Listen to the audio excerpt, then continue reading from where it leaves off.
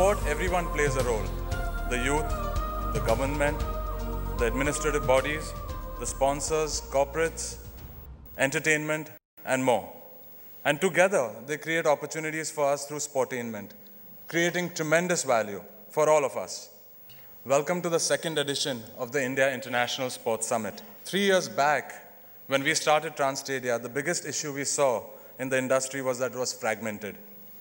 This platform has been created to bring together stakeholders who want to make a difference and who want to see the industry materialize. This year, at the summit, we have taken a step further. We have clearly divided this event into 4 major areas affecting sport: infrastructure, coaching, sponsorships, and societal impact. Infrastructure is a symbol of national pride. You don't have to get down and probably start building all of a sudden. The minute you start thinking that maybe, hang on, we probably need to start bidding for Olympics at some point in time to establish ourselves as a global superpower. In India, many times we take concepts as a fad.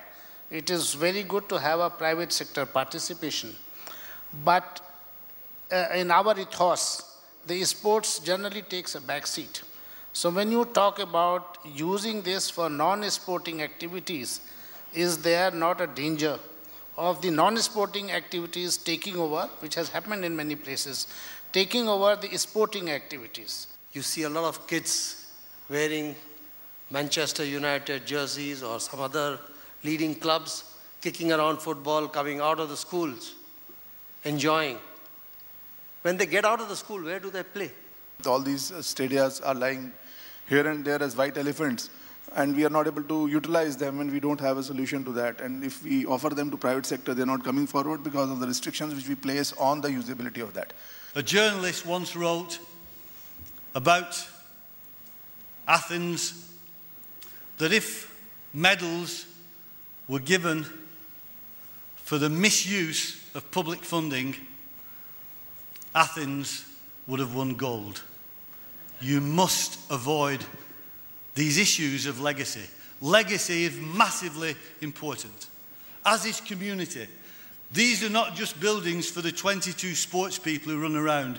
These are buildings for everyone who lives in that community, who will want to be part of it. There are jobs there, there are enjoyment there, there's facilities there for the business community and the whole community. And don't miss the bottom one, because that is just as important. Profitability is also a key component. For the last 4 or 5 years, I've been writing this book, which is called The Seven, so I'm plugging my book, 7 Golden Secrets of a Successful Stadium. I have studied, this is my business, this is what I love to do. And if there's one thing I love in my industry, is visionaries. To create a strong ecosystem for sport, we need to take a 2-pronged approach. First, we need to give marks for sports, so that children take up sport and look at it as a potential career opportunity.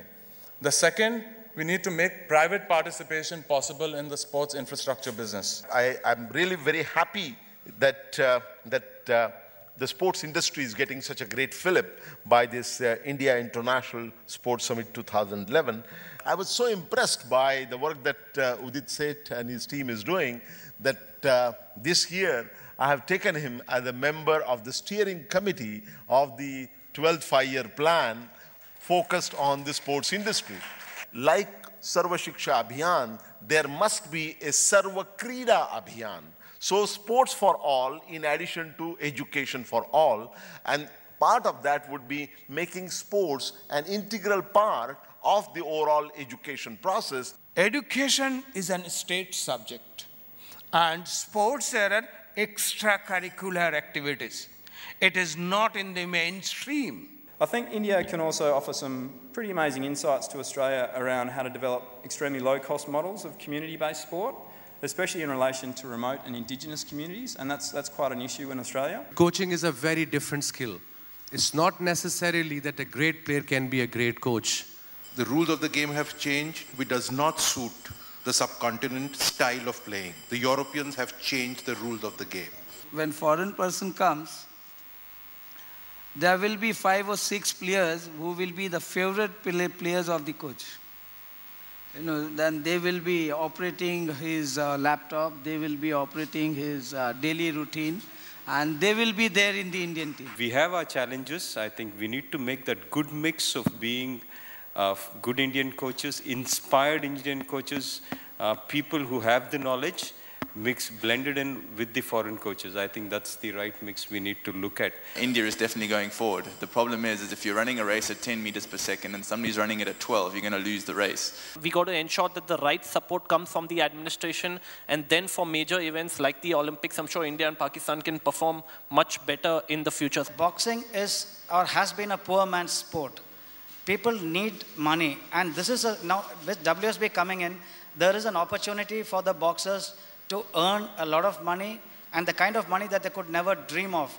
So with that in mind, a large number of boxers in the country would pick up coming through the amateur ranks and the junior ranks. I think it's the competition that's going to drive this talent, these heroes. So what we need to now look at is not just the global competition that we're a part of, but maybe create a better national competition structure which is more packaged, more out there, which will attract more talent to come in. And we can have more heroes in boxing. When we had a shortlisting selection trials, we had boxers coming from all over, including a far out place like Mizoram. They sent, because it was held in a very short period of time. So 2 boxers flew down from Mizoram. Olympic एक है 1 number 1, एक 1 number 2 था. जो semifinal में मिला रहा था मेरा 1 number 2 का एशियन गेम्स सिल्वर मेडलिस्ट था. Sorry Olympic games. फिर भी मैं लड़ा क्योंकि वो थाईलैंड का था, होस्ट टीम का वो बॉक्सर था. फिर भी मैं लड़ा. काफ़ी लोग सपोर्ट मिलता है. होस्ट टीम और जो बाहर से आया वो तो काफ़ी ऑल गेम्स में फ़र्क तो होता है. इंडिया में 23 मैच क्रिकेट चलो, फिर भी इंडिया कुछ भी करो मत करो, फिर भी एक 4 मार दो, उसमें भी ताली हवा बढ़ता है. इसी तरह उधर का भी वही बॉक्सिंग में. तो फिर थाईलैंड ऐसी क्रेजी जगह है, पागल जैसे बॉक्सिंग में. तो फिर भी एक होस्ट टीम को बॉक्सर का सार एक लड़ना इतना आसान बात तो नहीं है. फिर भी मैंने लड़ा. मैंने लड़ने के बाद सोचा काफ़ी वो लोग ने पंच मार रहा है, लगा नहीं लगा, फिर भी वो चिल्ला रहा है. मैं बोला ठीक है अभी करो. जो चिल्ला रहे मेरा मन में सोचा ये चिल्ला रहे मेरा के लिए चिल्ला रहे, उसके लिए नहीं है, क्योंकि मेरा कोई सही नहीं था, इसलिए वो चिल्ला रहा था. मैं सोचा मेरा के लिए चिल्ला रहा है, उसके लिए नहीं है. फिर भी मैंने ये चीज़ दिन में रख के उसको मैंने फाइनल डिसीजन में इसको लॉस किया. मैं कंट्री के अंदर मैं क्या 5000 से भी ज़्यादा बॉक्सर जो हैं वो आज खेल रहे हैं. कोई भी हमने बॉक्सर्स का जो फॉरेन का एक्सपोजर था एक सिंगल भी मिस नहीं किया. उसके बाद में कहीं पे भी टीम जानी है, चाहे कितनी भी फाइनेंशियल प्रॉब्लम रही हो, वो हमने कोई टीम बाहर जाने से रुकने नहीं दी है. Sponsorship is just one part of the promotion mix, which is in turn one element of the marketing mix, and we need to think about it in an integrated way. Beyond the few popular sports, revenues are obviously required to build participation and infrastructure, but I think there are opportunities, particularly if you can harness participation across the country. Our company was the first company to sign up Vijender the day he landed back in Delhi after the Olympic Games. Now that clearly states that money will come in when the sport becomes popular. But that popularity has to be there on a consistent basis. At the end of the day, if you want to get corporates on board, I do believe that obviously results help.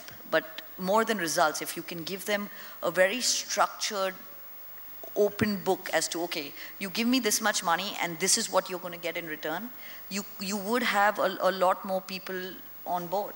To start as to make stars, to not do new things, we can support we can do philanthropic investments, but ultimately at the end of the day, if we want to really promote and grow the sport in this country, it has to be a self-sustaining property. There are enough people who have love for sports, but what people need is clarity and also a clear-cut policy direction in terms of that, what is the government's position on sports. My take would be, how do I see that sports as a culture is developed amongst the youth of this particular country in a big way, so that we have not just one Kapil Dev or one Tendulkar. We have plethora of such strong people coming up, so that once that base is created, I think getting Olympic gold medals will be automatic. There is a lot of development, and I think there is a lot of prospect, and there is a lot of talent which is coming out. We have to overcome the the attitude of the parents about what a girl's role is. And girls can be athletes and probably have a better chance of being one. If everybody, like the youth or department or administrators, if they walk in the right perspective, with the right sense, with a determination to deliver the goods for the good of the nation, definitely things will improve in the better way. Well, I think really the key to so many things in Indian life is really the vast sweep of middle class India. As we've seen, whether it's the Anna Hazare agitation or the big cricket revolution or chess or whatever else, the upper class did what it always did. It doesn't matter. The really people who are earning what Montek Singh Ahluwalia thinks is sufficient money, 32 rupees per day, for them it doesn't make a difference because they have no options, but to struggle and struggle and struggle. But if, there is a kind of an awakening to sports in middle class India, I think we can have this revolution. You don't have to be a sportsman to run the organization, but again, there should be a committee of people who can make decision on the sport itself. I think it's a structuring issue. If we get ourselves into competitions in every sport, at the school level, at the college level, at the pro level, I think we have a system. We're going to have many more stars. When Dhanraj Pillai was there on that hoarding for Reebok, I still remember. I remember everybody wanted to be like him.